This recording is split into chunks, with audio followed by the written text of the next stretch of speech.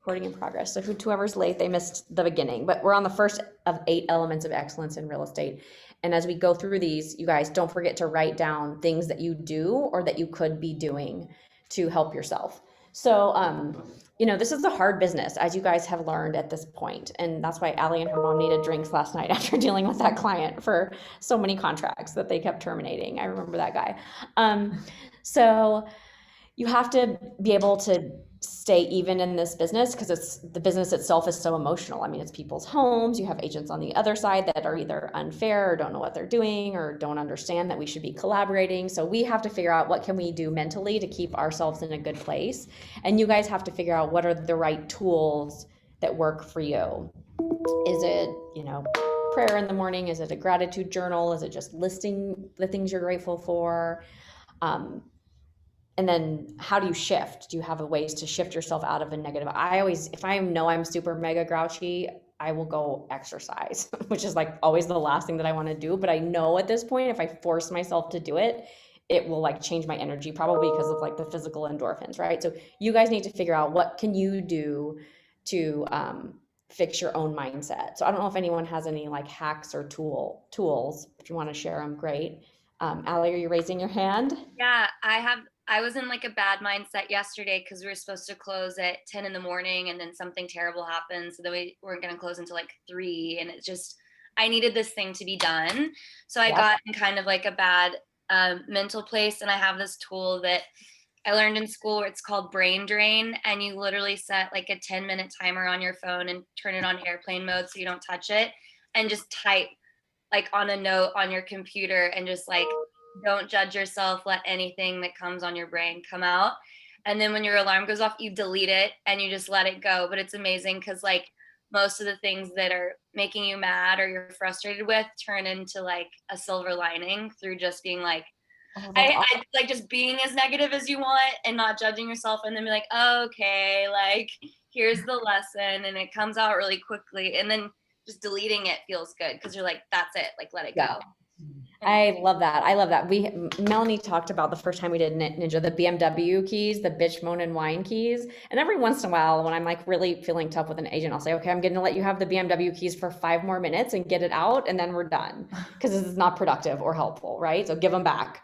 And you just have to kind of call them out. But brain drain is kind of probably the same thing. So mindset is a really important piece, and I don't want to like skip over it, not spend a lot of time on it because it's probably for you guys like the most important when it's so easy to get beat down by not having the business that you want. So just remember that one. That one's important. Okay, so then the next one is relationships. And what we mean by relationships is your database, your people, right? Like how are you finding connecting with these people that want to transact with you? And I always thought for me, getting the business is the hardest part of real estate for many agents. And we can teach you tools and we can that's what we're going to do today, but really it comes down to you guys like going for it, right? So and we're going to build here at Break Screamin' a relationship based business, which is why we're not huge fans, or we don't really encourage agents to go out and buy leads or anything like that. Because if you know, have a dog or have a child or go to the gym or go to church or or in a book club, like you already have leads, right? And it's okay to buy leads, and we have agents that are very successful with it. But really, you need to think about your own database. I mean, realtors live and die by their database, right? So that's what our relationships are. So, how the question is, how do you build and sustain a relationship based business? And that's providing value. And for you guys, since you're all new to the business, it's a little bit, since you don't already have a group of past clients where you can say, well, I helped them sell that house, so now I'm going to give them an update on the value of that house, or things that an experienced agent may do. You a little bit have to start from scratch. But this is you guys also, yes, it may be hard that you don't have like this pool of past clients to build off of, but you're going to get there. And in the meantime, you have like a totally fresh slate to start the right way, right? So the question is, how people do business with people that they know, like, and trust. And you all have groups of people. So you should be working on your database. And You're never going to be like, oh, my database is done and it's perfect now, right? You're always going to have to spend a little bit of time in your database. Melissa's nodding because she knows this. How do you keep track of yours? Well, because it's all, now that I'm in a different market, I restarted, but in Atlanta, I had like all different, I had database from my kids' school. I had a database from my past clients in my own neighborhood, database of my past clients, period. And then a database of, I think it was soccer, because both my boys were, and we had a lot of people we knew there. So I have 4 different database, and here I'm starting over. So now I have 1, but I was constantly updating it, and people are constantly moving around. So like once a week, did you keep it in a spreadsheet? Can you guys hear her? She's loud enough? Okay, good. She's sitting here next to me, so. Yes. No, I had a spreadsheet, but I had somebody that did all of it. Okay. So I'm learning, I'm having to do all this myself. I'm not the greatest with computers, but it was all like on an Excel. Okay, yeah. So I mean, Excel is a really easy way to do it, and Excel speaks very nicely to ReChat. So you can start in Excel and then upload things into ReChat, or just once you feel like you have things, a foundation put into ReChat, you can individually add people, and ReChat is built so that it's really easy to add people automatically. So spending time like building your database is important. That said, I don't want you to be like, I can't get started until my database is perfect, because that's never going to happen. So it's a fine line of knowing your people and having them somewhat organized and at your fingertips, and like trying to be perfect about it, because you're never going to be perfect about it. Done is better than perfect in this case. So just have some type of way you're managing them and knowing who your people are. And that may be, it's not going to be something instant. You may have to spend some time on it. Most people do. And, you know, if you've sent out holiday cards, if you've ever sent out wedding invitations, like you have a start, right? If everyone has a phone with contacts in it, like that's a start, right? You have Facebook, you can go through and see.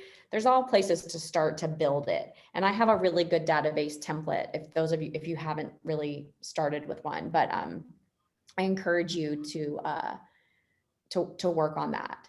So the question is, you know, people do business with people that they know, like, and trust. That's the Ninja idea. So you meet people who you may already know, you stay in touch with them, and then you're providing value. If you can turn leads into clients and clients into relationships, your business grows exponentially.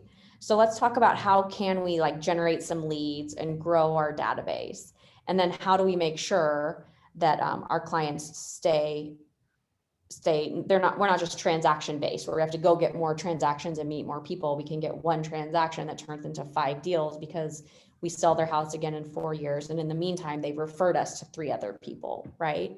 So here's a list of things that you can do to, you know, generate leads, get clients, provide value, and build your database, right? You can do open houses, you can do phone duty, you can do real estate reviews, you can follow the Ninja 8x8. You should have forward conversations with everyone that you meet to get to know them, and then remember things about them. If you have to keep notes in your database, just remember, you know, be listening for pain and pleasure when you're talking to people wherever you are, right? Someone might mention like, oh yeah, like, you know, my daughter's getting married, or my daughter just graduated from college and she's moving back here. Like these are all opportunities, right? When you're just having conversations with people, you know, like these are opportunities.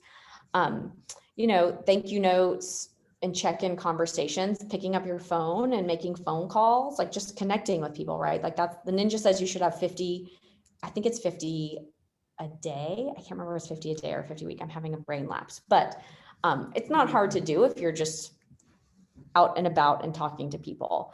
That doesn't mean you have to make 50 phone calls. Although one of our Fort Worth agents shared a meme once that was, oh, it's 50 a week, JB says. Okay. She's like, whoa. He has a meme and it's like a picture of a phone with a sticky on it. And it's an old school phone. It says, pick me up, I make you money, which is true. So just pick up the phone and call people, right? And just check in with them and have conversations. You know, you can host client appreciation events. You can market your listings, of course, or your open houses. If you don't have listings yet and you do an open house for someone else, you can market those as long as you're giving credit to the listing agent that it's their listing. Just put it out there that this is what you're doing. You you know, you can send out newsletters, you can host events for your clients. That might be for someone a little bit more experienced. And then afterwards you can do, you know, these are support things. This is how to maintain a client so that they turn from a transaction into a relationship / referral source, right? Post-closing support, tax protest, home maintenance reminders, things like that. Build a rechat flow to remind you what you can do with your post-closing people. And then be aware of everywhere that they know real estate, right? So if you know that they bought a condo in Nashville because their daughter goes to Vanderbilt, like connect with a Zeitlin Sotheby's agent and help them stay apprised of what's happening there, right? You're just helping them, right? So just be mindful of stuff like that. So the question with respect to our relationships, and this is a good question for you guys to self-check right now. And of course, if you're just starting, it's maybe a little bit soon, but are you communicating with your people in such a way that you're the first person that they think of when they have a housing related question? And that doesn't mean you have to be like in their face all the time, being like, I'm a realtor. But if you're sending out value to them on a regular basis, and you know, if you know that they live on Bryn Mawr and you saw that two houses down went on the market and it comes on, it's like email them the listing and be like, hey, I'm sure you saw the sign, like here's the listing if you want to just take a look. It's just, you know, being conscious of other people's real estate situation and needs. Yeah.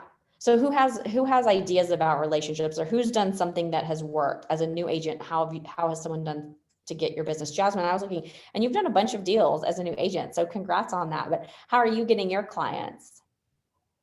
Honestly, they've all been referrals from other agents. Okay, well so that's been good. But what I've been doing and trying. Sorry, my dog is gonna start barking. Okay, calm down.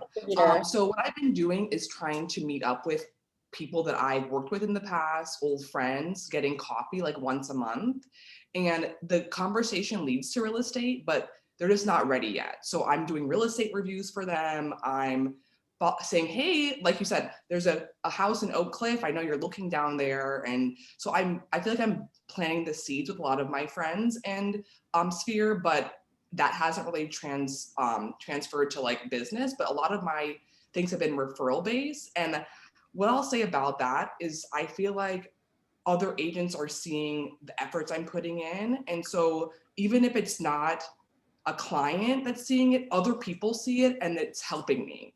You know, so I'm just so thankful for that. Jasmine, it's like I planted you. So that's awesome, because you helped me make two really, really good points that you guys all need to hear. And the first is that as a new agent, like she's right, like you're just planting seeds, and some seeds will take a long time to grow. And, you know, generally speaking, it takes 4 to 5 years for your real estate business to start feeding itself. I sat down here, I had a meeting with the agent the other day, and she's been in the business. This is the beginning of her 5th year now.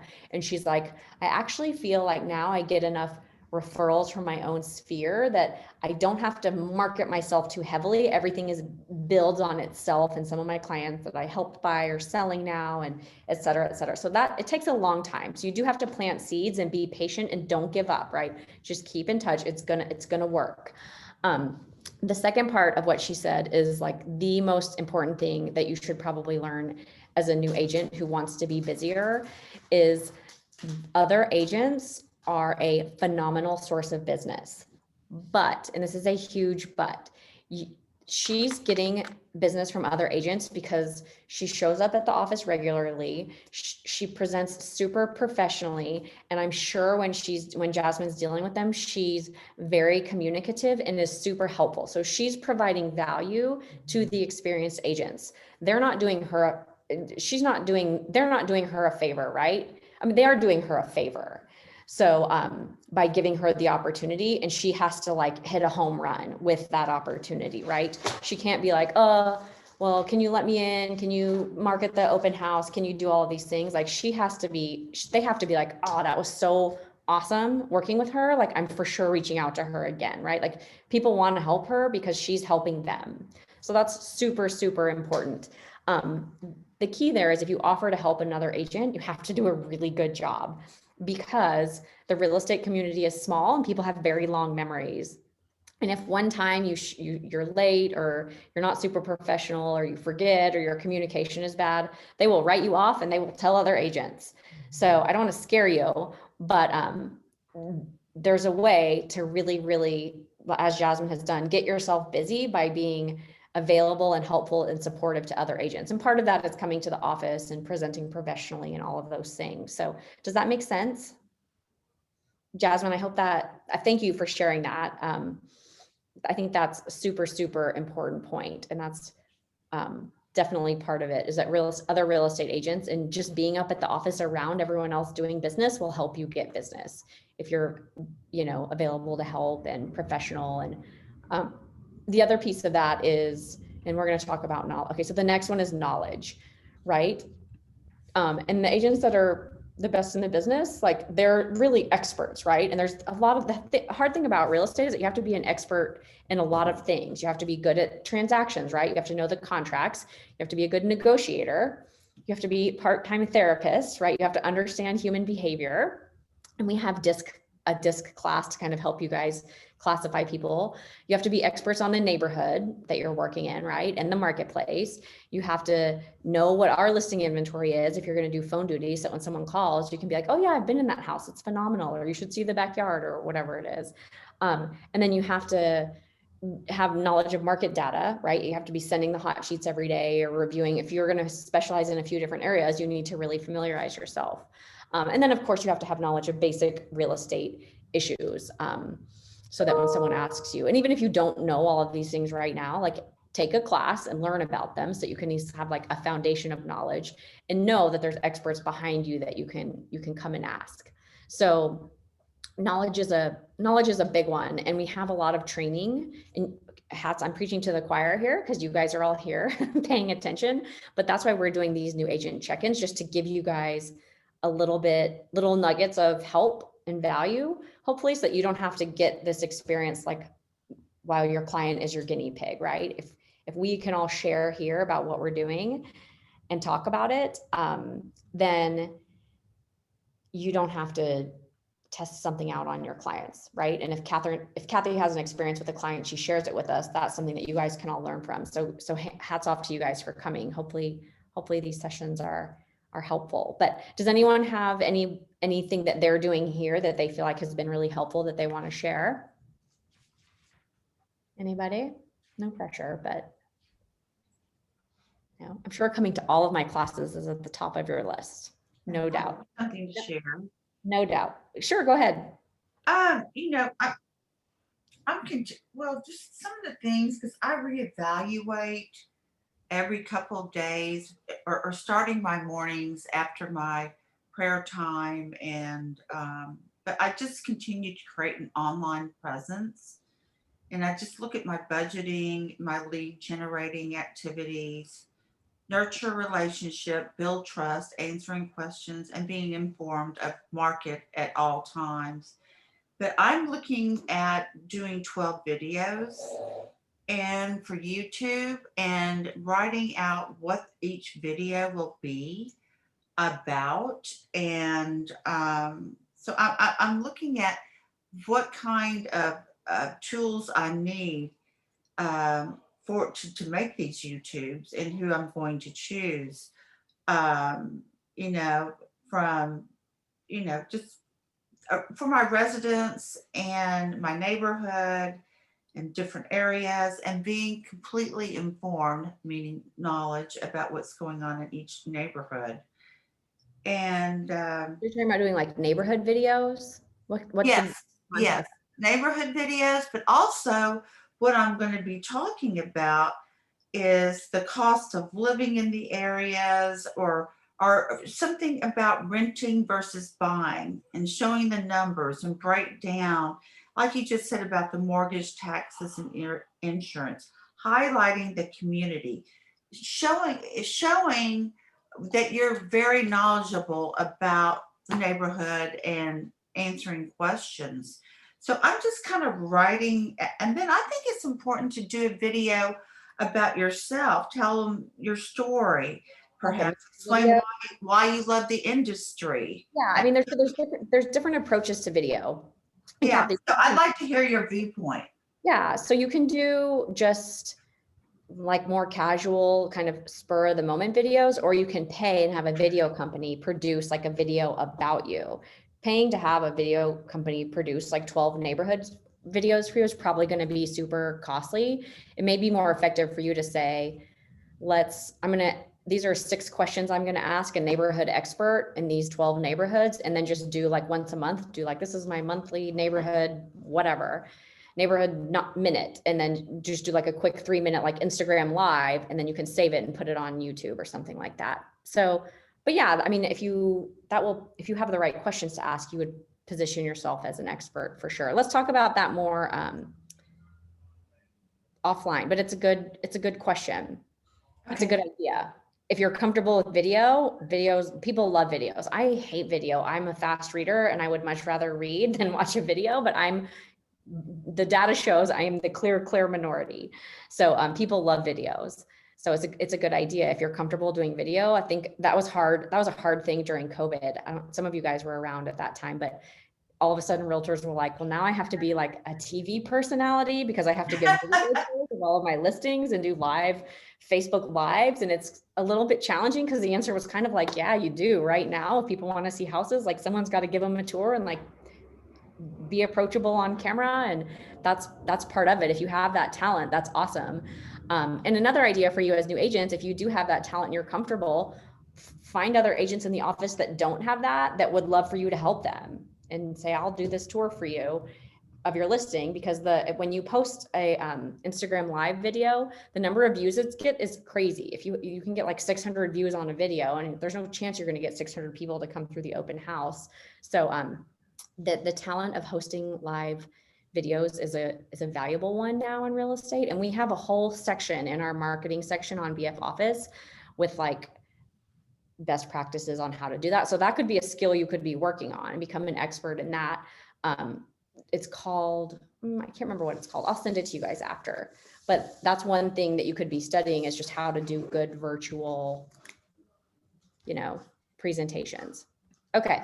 So then the next element is kind of your team. And as new agents, you guys aren't going to have this yet, but also as new agents, a lot of times like title companies are interested in meeting you, lenders are interested in meeting you because they want to form a connection and be your go-to person. And they'll be really valuable sources of information and assistance for you if you can connect with good people. So, your title closer, how many of you guys have like a preferred closer at this point? Allie's got one, Jasmine's got one, Kathy's got one. Yeah. And your mentor may say, oh, I only close with, Julie with Republic. And so then you may start using Julie with Republic. You're not always going to get to choose her, but it's nice to know that you have a person. It's especially nice because when you get in a pickle on a different deal, it's always nice to be able to call that person and be like, I know this is not your deal, but can you talk through this with me? Right. And title attorneys are the same way. But you should have a go-to inspector, you should have some lender relationships and understand the basics of finance, which we have a class that you guys should take about that. You should have peers here at Briggs Freeman, both this group right here, like you guys would be awesome, like little pledge class to like work with each other and get to know each other. You can also go ahead. Kathy, go ahead. Oh no, I was laughing. Sorry, I need to move. No worries. I just thought that was cute what you just said. Yeah. No, it's true. I think we have a group and they're kind of graduated from this new agent, but it's, I think it's 4 or 5 women that kind of came into the business around the same time, and they market together sometimes and they do client appreciation together. So they have a nice little group. So you need a foundation of agents that are in your same situation so you can be bouncing things off of each other. And it's hard while we're doing this over Zoom and not in person for you guys to make those connections.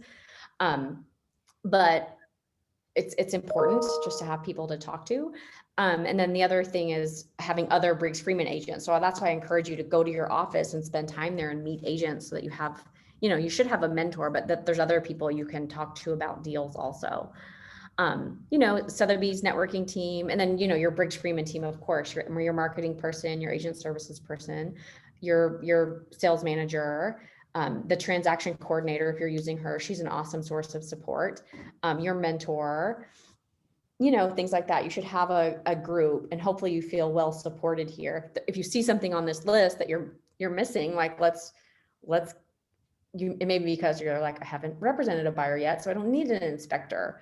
And you see buzzes flying out all the time, or agents are saying, hey, does anyone have a good this, or does anyone have a good this? So when the time comes, know that there are people here that can help you with that. Does anyone have any ideas around the team that they want to share? Has anyone had like a really good experience with someone in the industry being super helpful to them?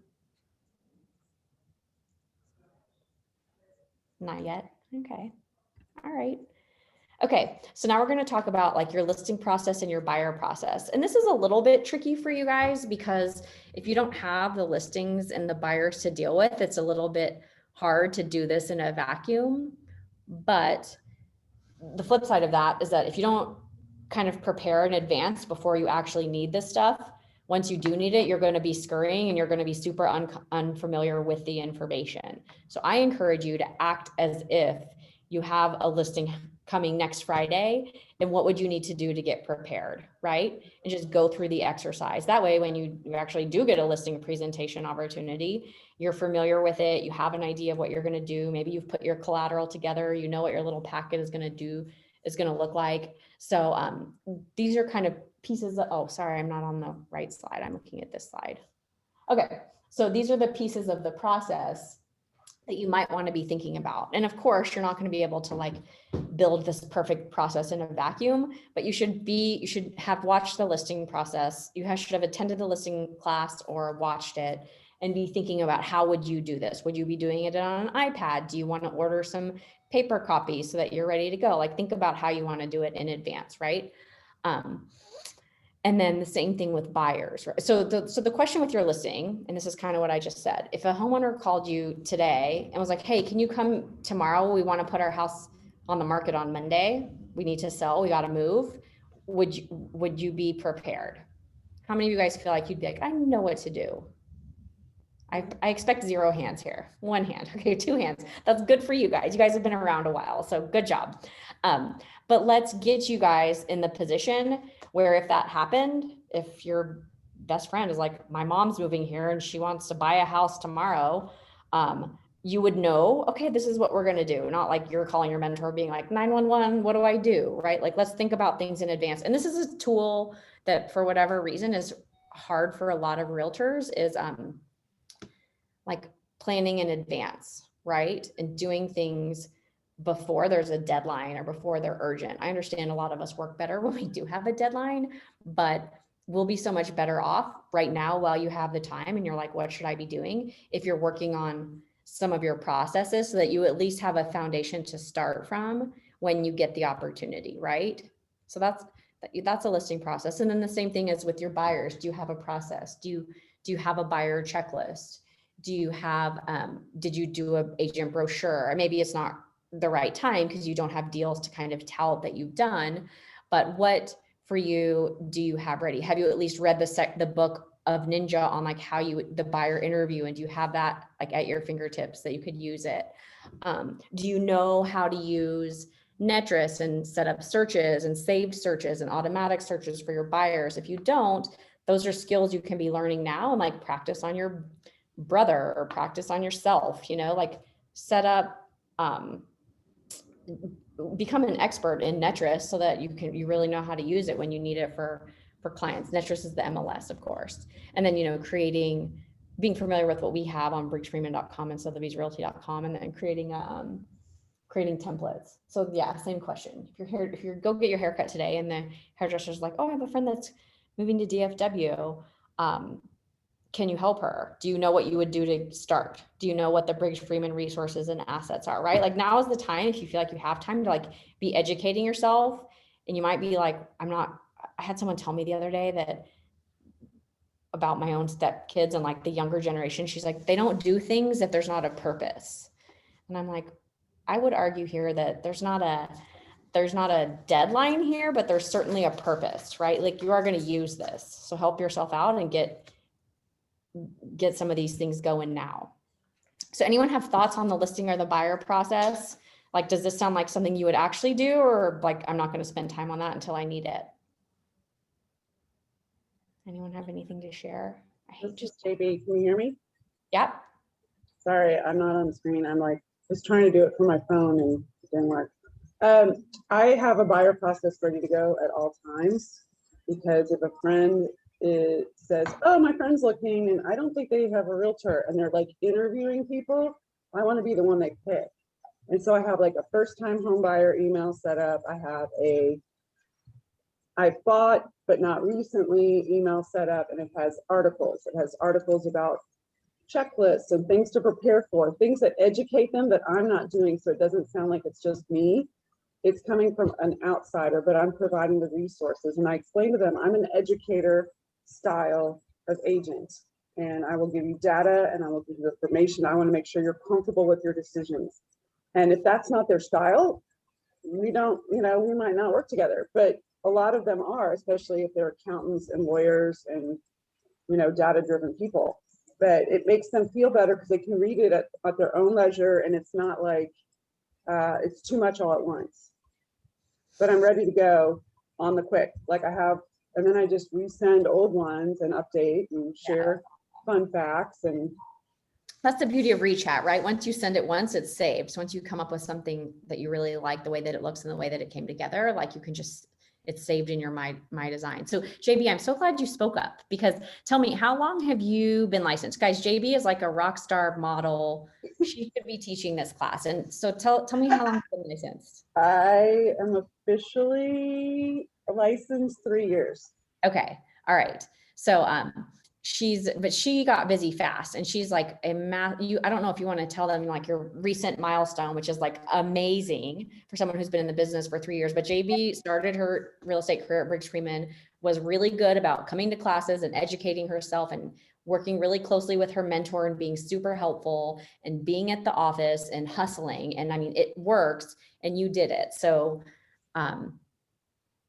Yeah, it takes a minute. I didn't know what I was doing at the beginning, and I think familiarizing yourself with a couple of different title companies and going to all their classes, you don't have to pay for them if you're not trying to get credit. And if you're in your first 2 years, you have to do the SAE training, which is actually like taking 3 more large courses on the side. So doing all these other little learning things, I did as many as I could. And at first I was paying for them, and then I realized that those credits weren't going to help me for the SAE part. But I did, and then I got people at the title companies who I could call with crazy questions. I'll be driving down the road and I'm like, hey, I need to know this. And they're happy to help. And I give them business when I can. And so that kind of in a way made me have something to talk about at cocktail parties. And then I also, for knowing the neighborhoods, like I learned that you really need to know what's out there on inventory. And I have the hot sheet set up in MLS, and I look at it probably 3 or 4 times a day. And if I see something that makes me think of somebody, I email it to them and I go, I saw this house. I love the kitchen. It made me think of you. They might not be trying to sell right now and buy, but it keeps me top of mind by just saying there's something I liked in this house, and it was in their budget, of course. And I constantly know what's going on. So when you research, you don't have to have sold in that market, but if you know everything about the market and you know what happened last year, and you know what happened 3 months ago and 6 months ago, you become an expert by knowing something that can be backed up. You can't speak to it if you don't really know it, because then if they call you out, they're not going to trust you. Because it's kind of like they know you, they like you, they trust you. But I guess I came as I was a chief of staff for 7.5 years. And I had to be able to bet my job on it. My CEO wanted to be able to fire me on the spot, which of course he wasn't going to, but I had to know that much about anything I had to give him an answer to. I had to know the next 3 answers beyond the one he asked, the question he asked. So I've taken that style in real estate, and it's kind of made me an expert. And there's people who've been in it a lot longer that assume I've been doing this 10 or 15 years. Because you're super knowledgeable and you've worked really, really hard at it. So, all right, well, we're going to bring you back so we can spend like a full 30 minutes with you and you can share. And I'm glad that all these agents got to hear a little bit from you, because they might have specific questions for you, but we'll have you come back if you don't mind, and we'll actually interview you if you're okay. I would love it. I have to go get ready. The only reason I could be on is there's Dallas Morning News is coming to one of my listings today. Woohoo! I love it. I love it. The big house. But no, and the thing about going to the office, I'm almost always there. It's true. It makes a difference. You learn more about what people are selling, what's off market, what's going on. There's a buzz when people are around. So I think it was Also one of the now one best things that helped me. She's also now one of those very busy agents where if there were like a professional new agent that was available to help, she would probably need help sometimes, right? But you got to be here to meet her. So just throwing Correct. that out there. Okay. So thank you, JB. Okay. So the next one is marketing strategy. So, and this doesn't mean you have to have a huge budget, but you need to be doing something consistently. You need to be investing consistently. And invest, I don't mean necessarily money, but I mean like you need to have some budget at some point, and also your time. And right now when you're new and there's not like a big, huge financial budget, it might just be more of your time. So what is it that you can do to market yourself? And that might be social right now, it might be digital. You can look at this list right here, and you know, some of them cost money and some of them just cost your time. So pick the ones that will take your time and at least lean into those, right? So these are just ideas of marketing. And the question is, you need to be thinking like, what is your own value proposition? And do you have a strategy that you execute consistently? One thing that I think is really important when you're new is just making sure that you get, your digital front door is professional, right? Like, is your LinkedIn updated? If you have the social platforms, is everything current? Is all of your information input into briggsfreeman.com and sotheby'srealty.com? I mean, the sotheby'srealty.com agent pages are awesome. So if you wanted, you know, your own if you wanted ginapatel.com and didn't want to build a website, you could have ginapatel.com and point it to your Sotheby's Realty profile. And it's a really awesome professional looking web page. And you just have to spend the time like making it more robust. And Rita Knox in our office, she's the one that can help you make sure that you can fill out all the information to make all of it's your digital front door, and everyone's verifying you, right? They're going to go look to see if you're on Instagram. They're going to go look to see, read your bio. All of these things need to be super professional. So if that's not done, that's like step one as a new agent, right? So anyone have anything marketing wise they want to share? Anything that's worked or questions? No, I mean, there's a lot of things you can be doing. Not all of these cost money. And I hope you guys are keeping a list of ideas of things if you want to be busier, of things you might do to get yourself busier. I have a question. Sure. I feel like with my farming and sending out my cards, and I mean, I'm just not getting any response. So I've done the 8 in 3 farms, which is expensive.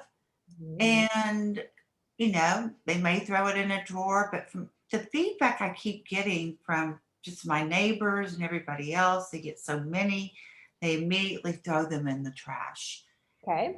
And so I'm looking at that to see if that's a viable way, instead of just calling and meeting and sending emails and staying in close contact with my sphere of friendships and across boards of different charity things I've been involved with and that kind of thing, and making those phone calls, because I'm not really getting, I mean, I'd like to hear from the other agents if they're getting a good response by mailing these cards out.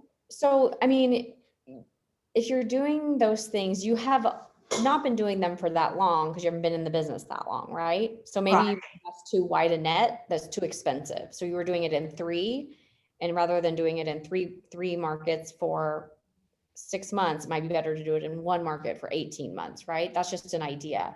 But I don't think the 2 need to be mutually exclusive. You're talking about like a Ninja 8x8 versus phone calls and personal letters, and that the phone calls and the personal touches, that's a must, right? That all only costs your time. The additional stuff, I mean, you got to stick with it you have to do it for an extended period of time for that to work. But that's I would say it is important. And there's different agents. Some agents would be like, I would never send a postcard in my life. And some agents are like, I've built my whole business on postcards. So the challenge that you guys are at right now is figuring out what works for you. We have Rachel Right. Finkbeiner was on here 2 weeks ago or however many weeks ago. And she was like, she does, few like print marketing ads as a validator and to remind people that she's out there like in print, but all she does is client appreciation, right? That works for her. She's probably, I don't know if she does postcards. So you just have to figure out, and it's a little bit tricky at the beginning, but we do know what's going to work is the relationship stuff and providing value. So Okay. your question is the 8x8 working necessarily? You have to give it the right amount of time. That's the thing, is that you can't send 3 postcards and be like, my postcards didn't work. You have to do it consistently, right? And it may be that we cast too wide a net to sustain for as long as you're going to need to. Okay. So I hope that helps. I don't know if anyone else has Yeah. any ideas about that. Okay, so then let's talk about the last one. Business execution. And this one is really, it's probably the most like amorphous after mindset, but this one's super important, especially for a new agent when you don't have that much stuff that really needs to be done. It's amazing how little you can get done because nothing has a deadline. It's like what we're talking about. So, but successful agents work really hard and they really work a lot. And the ones who lead balanced lives have figured out how to manage their time and work efficiently, right? And set boundaries, which I totally encourage you guys to do. There's no real estate emergency that we're going to solve at midnight. So you don't need to be like engaging with like a bullying client or something like that at midnight. It's just not productive for anyone. Like you're going to get frustrated and exhausted and the problem's not going to be solved. Like it's okay to have boundaries. But the question is, how are you managing your time? Ninja says work on your business in the morning and in your business in the afternoon. So Ninja says you should get up and do your gratitudes and write your note and make your phone calls and do those things in the morning. So then in the afternoon, you can meet inspections and show houses and do that. Every day is not going to work out like that, but you should have some structure to your day with time blocking so that you can work efficiently. You should also have like a to-do list of things that you want to get done, and then you schedule them, right? That's one piece of time blocking. And I had this in here and I lost it. So let me just show it to you, right? You need to calendar the things that are important to you, but that are not urgent. So if you're like, yeah, it would be awesome to get my listing process a little bit refined or get those buyer email templates that JB was talking about set up, like that would be awesome. There's no deadline. I'm not going to be like next week, like hand those in, guys, you had a deadline, right? Like that's on you to do that yourself. So I encourage you to schedule those things and make it like an appointment, right? Like give yourself an appointment, like next Monday morning, I'm going to be writing 2 buyer templates or whatever it is, and schedule those things. Like that's the, the building blocks of time blocking is the things that are important to you, but that are not urgent and no one's going to ask, did these things happen? Need to get scheduled. Otherwise they don't get done. Like writing your Ninja letters or, and things that are important to sustaining your business and growing your business, but that there's no like, oh, I missed this and now it's past. Like if you had a showing for a buyer, that's urgent and important, right? You have to do that at the scheduled time. These things that are important but not urgent need to be put on your schedule. Otherwise they don't happen. Does that make sense? Okay, so let's go real quick. We have a few minutes left. Let's do a summary of what you should be doing right now. Why don't we go through y'all's list first? Who picked up something good that they want to start doing or would like to put on their to-do list? Anybody? Green. Jasmine? I would love to learn because I've heard about hot sheets and I feel like that's a missed opportunity. Yeah. I don't know. I haven't explored it at all, honestly. So I feel like I need to figure out what that is because everyone experience has talked about looking at their hot sheet every day. And I feel like that's something that I could definitely do now. Okay, awesome. So Jasmine on her to-do list, and that's a wonderful, phenomenal one. It's not actually a tool that I use or know how to do. So I would encourage you to find a class at the board or connect with Moji because Moji is an expert at stuff like that connect to MLS and Matrix. I'm not saying that each also need to go ask for a one-on-one with Moji on how to do a hot sheet, but ask Moji find a class, because I know the board offers classes on hot sheets and it's a really good tool. So what Jasmine is talking about is something that will help make her more of an expert. So that's an awesome one. Love it. Gina, you got one? Yeah, I wrote down, it's something that I've said that I'm going to do and I just haven't done it enough, is when Jasmine was like just meeting up with old friends and connections for, like a quick coffee, or just, even if it's a text that you never get to actually meet up because your schedules don't align, or like a quick lunch. I need to do more of that, because I find myself, it'll be the same friends, or, the same friend if I do get to go, if I have time for like a quick lunch or whatever. I'm like, I need, those friends are there. I need to kind of reconnect with others a little bit more and make it more of a priority. Maybe it makes sense to set aside like 20 minutes at some point today or next week to make a list of your, like, I don't want to call them the B team, but the people that you love often, right? Yeah. Have your people that you automatically think of, but who are the other people that you should think of that you would like to connect with? Like, make that list and keep it in your phone, so that next time you're like, man, I don't have any lunch plans today, you can text them, right? And like rapid fire, and one that's like, yeah, I can do it. That's a good one, because those are your people, and those are you want to just hear how they're doing in general, and they're going to be another seed that you're planting, right? That's awesome. That's a good one.